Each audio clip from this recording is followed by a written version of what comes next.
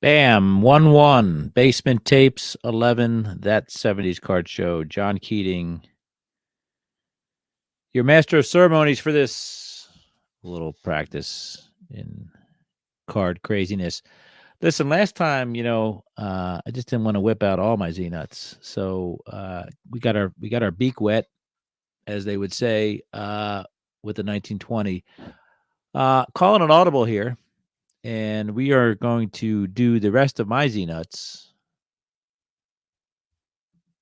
all at once here. So Ray Keating, I have again the 20, the 25, the 26, the 28, the 27, 28, 30, and 31. The only one missing is the 29, the 30. My friend Cooter, who says he's a 4 handicap at golf. I don't believe it. Anyway, he sent me that a few weeks back, which was just absolutely phenomenal. I should probably change my 31 Z-Nut to having had one. So here we are. I've got one of them graded, and we'll talk a little bit about the grading. My grade came back a 1, but the 1921s, I did a little um, real time research. Like 20 of them have been graded total. I think the highest one was a 4. So very interesting phenomenon there. Of course, they're minor league cards, but we'll find out here in our 25, 26, 27, 28, 30, and 31 run, what exactly all that means.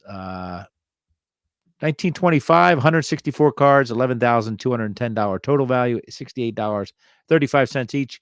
Beckett says an early card of Hall of Famer Lloyd Wainer is in this set. These cards measure approximately 1 3/4 by 3 7/16 of an inch. Set will cost you between 34 and 6,800. I think it will cost you all of your years of your life trying to put this thing together. It's pretty brutal. So again, regionally, and the fact that they came in some sort of Fugazi Cracker Jack facsimile package and were hand cut and all that stuff, really hard for these things to survive, I would imagine. Let's go over to TCDB, see what they have to say. Same stuff, 164 cards, 1.75 inches by 3 7/16 of an inch. Kind of the same stuff we saw in 1920, the player's name, Zeenut series on there, the year, the team, all that stuff. Let's talk about some of the teams that are on there. Again, we have the Los Angeles Angels, Oakland Oaks, Portland Beavers, Sacramento Senators, Salt Lake City Bees, San Francisco Seals, the Seattle Indians now, the Rainiers are gone, and the Vernon Tigers are here. Hall of Famers, we have, I believe, Tony Lazzari's in there from the Salt Lake Bees, as is Lefty O'Doul. He's in the Japanese Baseball Hall of Fame. Dude had one of the greatest years ever in a Philadelphia Phillies uniform. Lloyd Wainer is with the San Francisco Seals, and the other part of that gang, the other poison, Paul Wainer with the Seals. So fun little stuff there. 3 Hall of Famers, Lazzari, Wainer, and Japanese legend, Lefty O'Doul. Let's see here. Errors or variations. There's Tom Daly standing and Tom Daly throwing. And they misspelled his name. It says Paley there. And then you have George McGinnis. His team designation has changed. So maybe we'll look at that. But poor George McGinnis and his team, I guess. So look at the little gallery here. There you see it. Fun little stuff. Gone are the Fugazi pictures in the background, and now we have real life ballpark pictures in the background, which is fun. Minor league baseball parks, ball players just going about their business in poses, mostly throwing, all that fun stuff. So yeah, there's that. Let's move over to 1926, if we shall. Same thing. 1926 is saying, if I'm not mistaken, $11,210 for 25. 26 plummeted to $11,010 total value. 172 cards here. Not much to see in Beckett. An early Hall of Fame card, an early card of Hall of Famer Earl Averill is in this set. These cards measure 1 by 3 1/4 by 3 7/16. 26 Z-Nuts over there in TCDB. Same teams. Yep, the same teams are there. Oh, we have the Mission Reds and the Mission Bells. Not sure where they were from, but we have the Hollywood Stars, the Los Angeles Angels, the Mission Bells, the Mission Reds, the Oakland Oaks, the Portland Beavers, the Sacramento Senators, the San Francisco Seals, and Seattle Indians. So names are changing, folks. Let me see if I can dig up where the Mission Bells played. How's that sound? Somebody will be able to tell me that. They're probably punching me in their mind right now. Mission Bells pops up, and it's Matt Nathanson's song. I guess it's a Christmas song. Let's see here. We'll try Mission Reds. Google is failing us. Mission Reds. Here we go. Mission Reds were a minor league baseball team located in San Francisco, California that played the Pacific Coast League 1926 through 1937. Let's see here.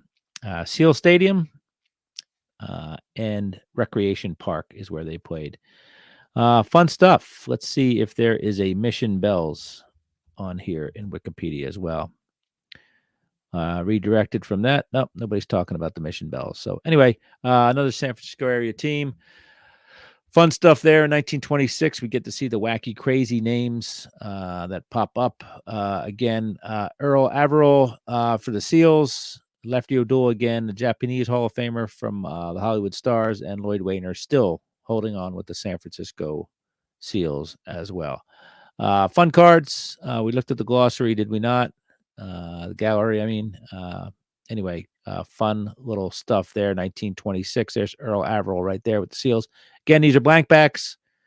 And if you're a Hall of Fame collector, you should probably be getting some of these cards because they should be in your collection. The most exhaustive, I would think, of the minor league sets of that era. Of course, we talked about earlier the T205s and T206s containing some minor league players, but this is purely minor leagues.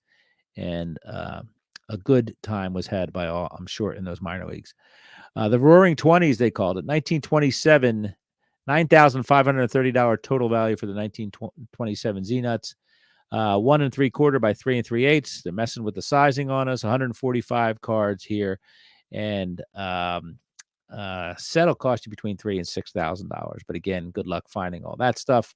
Let's go to TCDB, and same old information there. Hall of Famers in this set are, again, Earl Averill for the Seals, Harry Hooper for the Mission Bells. He's a manager. And again, Lefty O'Doul for the San Francisco Seals. Boy, those were they were a juggernaut. Hollywood Stars, Los Angeles Angels, Mission Bells, Oakland Oaks, Portland Beavers, Sacramento Senators, San Francisco Seals, and Seattle Indians were your 1927 Pacific Coast League Z-Nutters.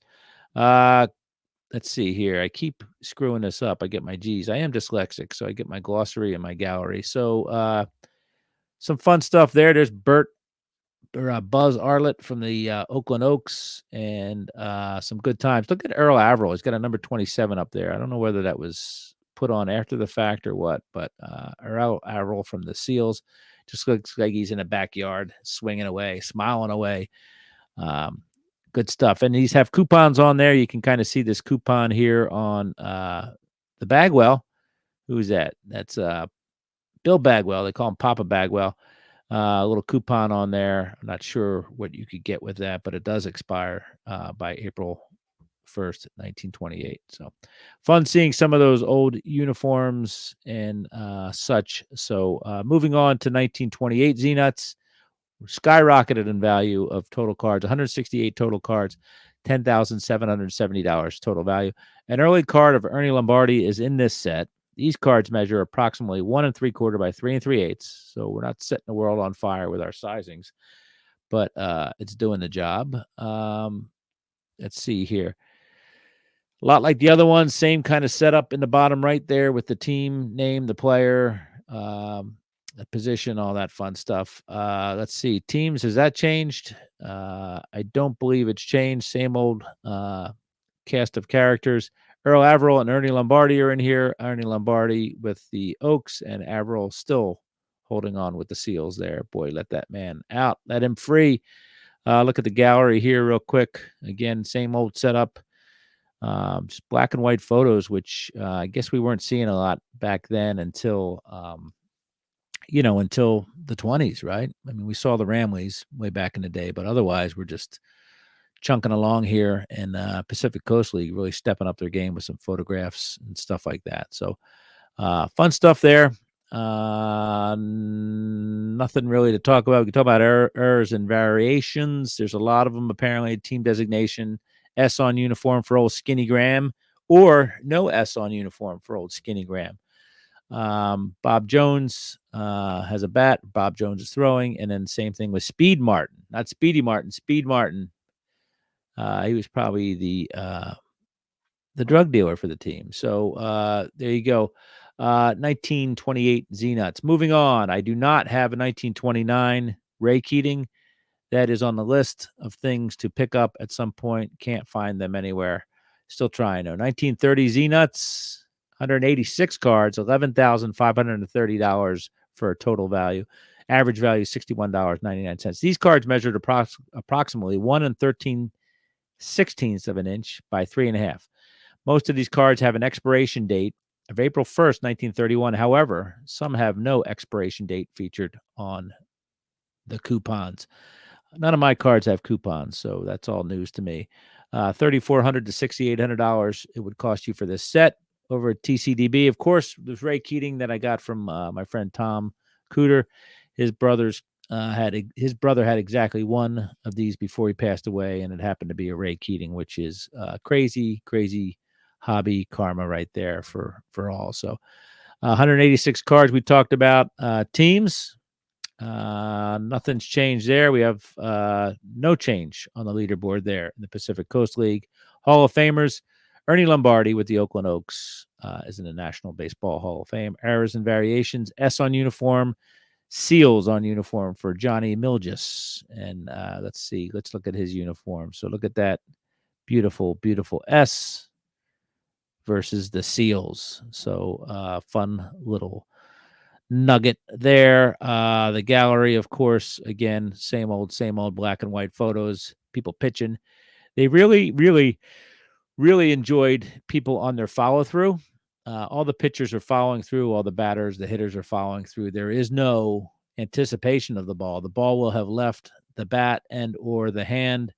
This is a past tense situation for all these players involved. So fun stuff. Good looking cards. And finally, wrapping up our 31 Zeenut. There we go. $6,240 for 120 cards. Total value $52. Average value measured approximately 1 3/4 by 3.5 inches. 3 to 6K for a set, conditionally depending. And let's go to TCDB again. 120 cards. No Hall of Famers in here, folks. But there is a Ray Keating, so get yourselves one of those maybe. Same old 8-member Pacific Coast League, and let's look at the gallery here. Of course, you can find all sorts of information about this.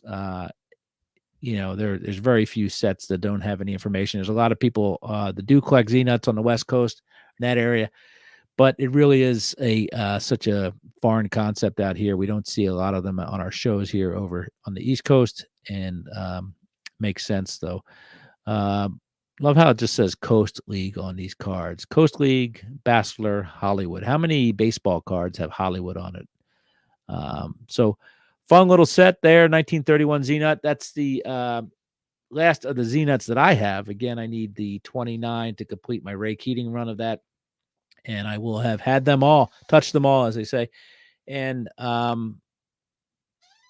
cool little portion or era of our hobby. Again, black and white photographs. I know we would start to have, I've seen some exhibit cards and some cash-ins from that era, but it's fun seeing such a large series of cards with photographs being distributed throughout to the people. And I was happy to discover these a couple of years back. I always heard the name, obviously Zeenuts, but I'm just happy to start diving in and finding a purpose to collecting some of these, and other than Hall of Famers, which certainly I encourage you guys and gals to check out. But fun having a guy with my name in there and giving me a purpose. So almost there. Hopefully we have a miracle and a 1929 Zeenut pops up somewhere in the world for this old Keating here. And yeah.